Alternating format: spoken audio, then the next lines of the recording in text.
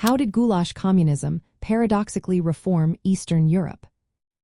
Imagine a system that tries to stick to communist ideals but secretly borrows ideas from capitalism. That's what happened in Hungary starting in 1968. It was called Goulash Communism, and it changed the way Eastern Europe approached economic reform. In the late 60s, Hungary introduced the new economic mechanism, or NEM. This was a bold move because it allowed some market forces to influence production and prices.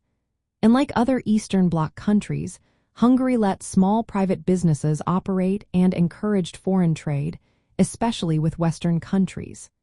This hybrid system was a mix of central planning and market ideas.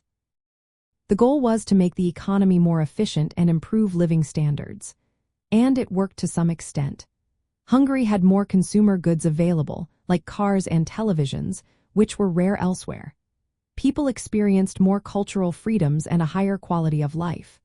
The reforms also attracted Western investments, technology, and loans, creating a kind of economic window between East and West.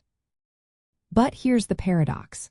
Hungary still remained a communist country with a political system that limited freedoms. The government kept control over key sectors, and political dissent was not tolerated. The reforms were partial, not full-blown capitalism.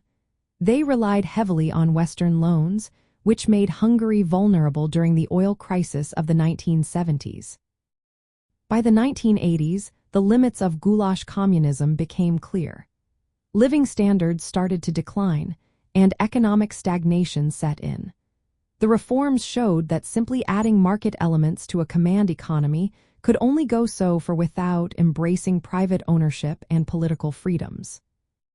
From a broader view, Goulash communism was an early experiment showing that market principles could improve economic outcomes even under authoritarian rule.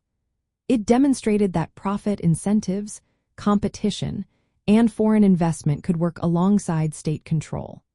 But it also proved that without full market liberalization, these reforms could not sustain long-term growth.